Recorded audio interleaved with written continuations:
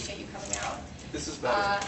I'd like to kick off this event by sharing a short story about how I came to believe interfaith cooperation is really important. So for those of you who don't already know me, my name is Guru Amrit Khalsa, and I identify with the Sikh faith. My parents were part of the counterculture movement in the 1970s, so they converted to the Indian religion of Sikhism at that time from Judaism. So growing up, my family and I wore the turban as a sort of external symbol of our faith, and I'm sure we all remember after 9/11 there was a heavy climate of suspicion surrounding Muslims and those who looked like Muslims. So each day my father would go to work wearing the turban, and people routinely, called out catcalls like Osama and terrorists. And at the time, I was really terrified that our family was going to be the object of violence. There were so many Sikh families that we knew who were attacked and had racial slurs thrown at them and all sorts of things, as well as Muslim families, of course. So it was really a scary time, and I'm very blessed that nothing happened to my family, but there were so many who were.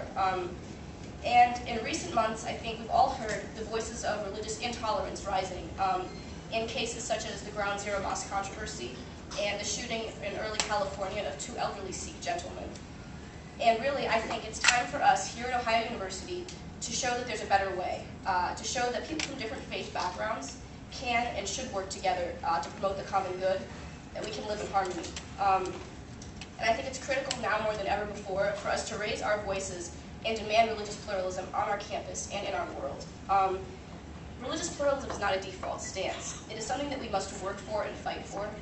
And this past year, I've worked with interfaith leaders on our campus. You'll hear more about them in a few minutes, but I've worked with Jews, Christians, agnostics, and we've all been working together.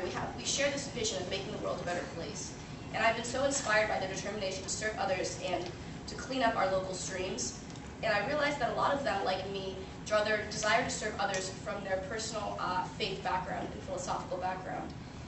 And really, this can be our moment. We've proved what's possible this year, proving that people of all and no faith background can work together. And we couldn't have done it without the support of so many of you in the audience. So we want to thank you so much, and we hope that you'll continue to help us prove that we are better together in 2011. And now.